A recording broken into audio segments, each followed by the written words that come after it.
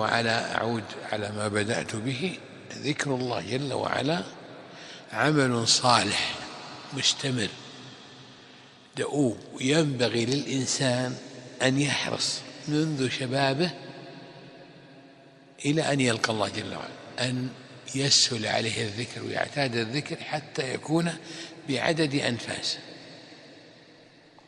وأنا أدركت من أهل العلم الأكابر الذين يكادون يستظهرون المسند، مسند الإمام أحمد، من يذكر الله عز وجل في النفس أكثر من 10 جمل للذكر في النفس الواحد، من الحرص، سواء يردد لا إله إلا الله لا إله إلا الله لا إله إلا الله لا إله إلا الله، أو يقول سبحان الله والحمد لله ولا إله إلا الله والله أكبر سبحان الله والحمد لله ولا إله إلا الله أكبر سبحان الله والحمد لله ولا إله إلا الله أكبر سبحان الله والحمد لله، أو استغفر الله استغفر الله استغفر الله استغفر الله استغفر الله.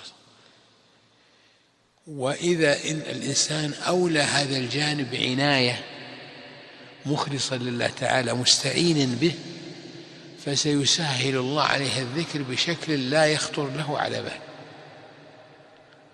يكون كل كلامه ذكرى وسكوته فكرة، وهذه سنة النبي صلى الله عليه وسلم. وأنا يعني أدركت ورأيت من الناس من يشتغل بذكر الله مثل ما قلت لكم في النفس الواحد 10 جمل من الذكر، وفي السكوت تجده يقرأ القرآن، حتى أنه يختم القرآن ب3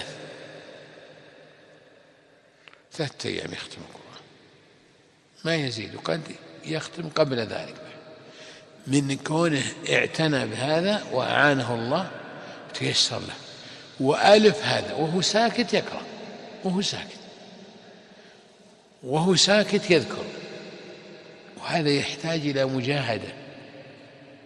وأنا أعرف من خاصة المعاصرين من يجاهد نفسه على الذكر حتى أمضى 30 سنة وهو يجاهد وأفلح.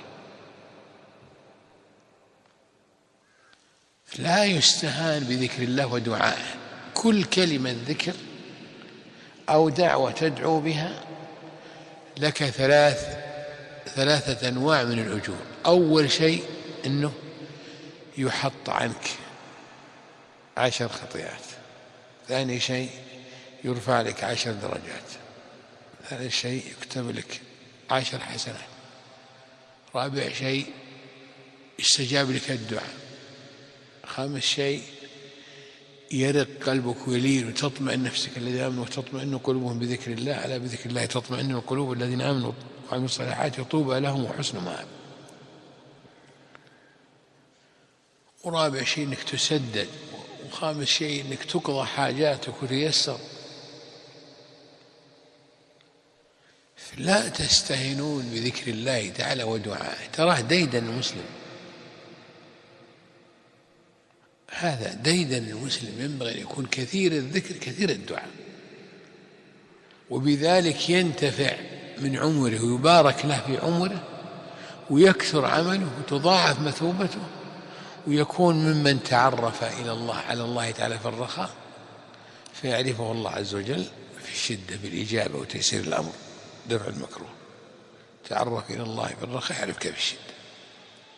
كان النبي صلى الله عليه وسلم يذكر الله على كل أحيانه، كان يعد له في المجلس الواحد 100 مرة يقول رب اغفر لي وتب علي إنك أنت التواب الرحيم. كان يستغفر دبر كل صلاته، حتى أن بعد سنة الضحى استغفر 100 مرة يقول رب اغفر لي وتب علي إنك أنت التواب الرحيم. وختاما إن العلم إنما يراد به العمل، وإذا لم تعمل أنت بهذه الأمور كيف تعمل بالكبار؟ لا بد من اهتمام.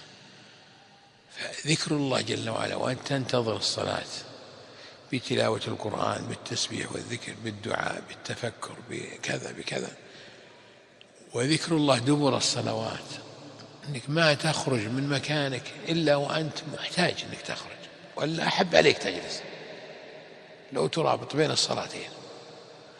وذكر الله جل وعلا عند دخول المسجد والخروج منه، عند دخول المنزل والخروج منه، دخول الحمام والخروج منه، وعند النوم وعند اليقظة وعند ابتداء الأكل وعند الفراغ منه. هذا عمل دائم طويل كثير مبارك يجتمع لك في عمل صالح ما يخطر لك على بال. وإذا لم يوطن المرء نفسه على هذا ويستعين بالله جل وعلا عليه مخلصا إلى الله جل وعلا لله تعالى مضطرا إليه ملحا عليه متبرئا من الحول والقوة إلا به، فلن يحصل له هذا. أما قال النبي صلى الله عليه وسلم لمعاذ رضي الله عنه: يا معاذ والله إني لأحبك فلا تدعن دبر كل صلاة أن تقول ربي أعني على ذكرك وشكرك وحسن عبادتك. دبر الصلاة يراد به ما قبل التسليم وبعد التسليم.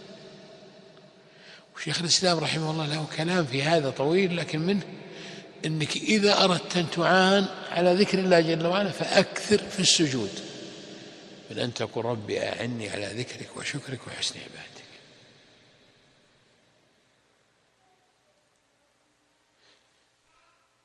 ترى كثير من المعاصرين من طلبة العلم الكبار والمتوسطين والمبتدئين كثير منهم اليوم في غفلة عن هذا المنهج السلفي الأصيل. اقرأوا في سير السلف من الصحابة والتابعين، عباد التابعين وتابع التابعين وأتباعهم وأئمة الهدى، انظروا طريقتهم في الذكر كيف كانوا عليه.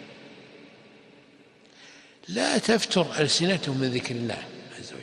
وخير عباد الله من إذا رؤي ذكر الله، يعني رؤيته تذكر بالله، فكيف بذكره؟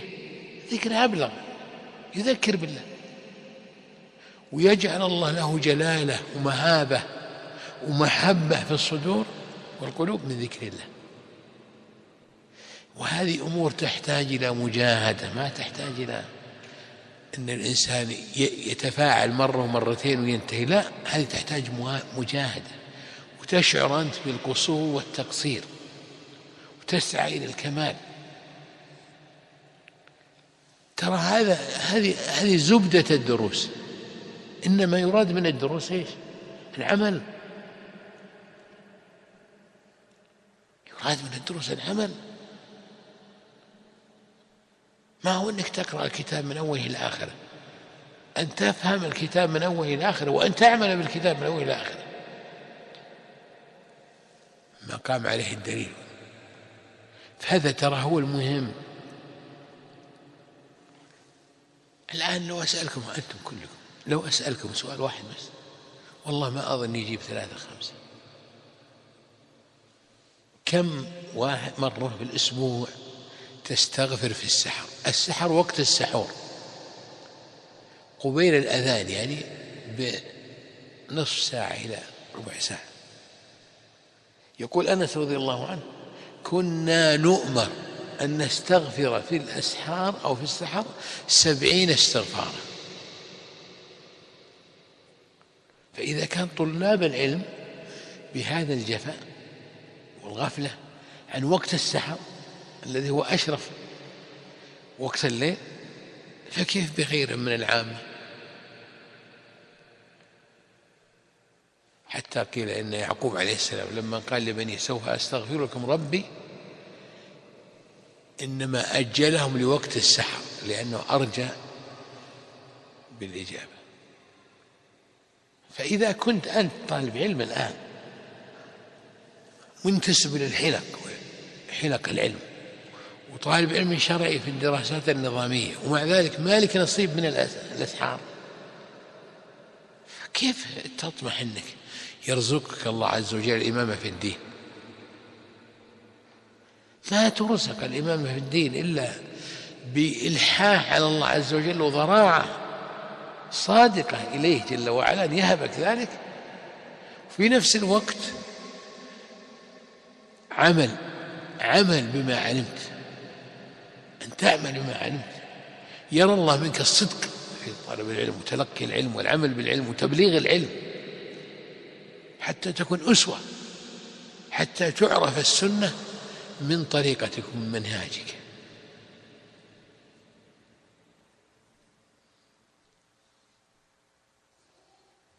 فتجمع بين تقول وجعلنا للمتقين إماما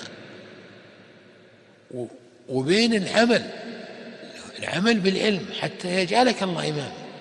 من نظر إليك استفاد منك، ومن سمعك انتفع منك.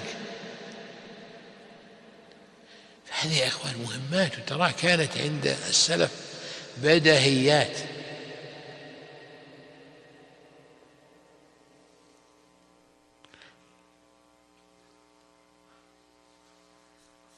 رزقني الله وإياكم العلم النافع والعمل الصالح، وجعلنا مباركين أينما كنا، أنصارا للحق وهداة للخلق، ومن علينا بكمال الإخلاص لوجهه جل وعلا، وحسن اتباع النبي صلى الله عليه وسلم، والثبات على ذلك حتى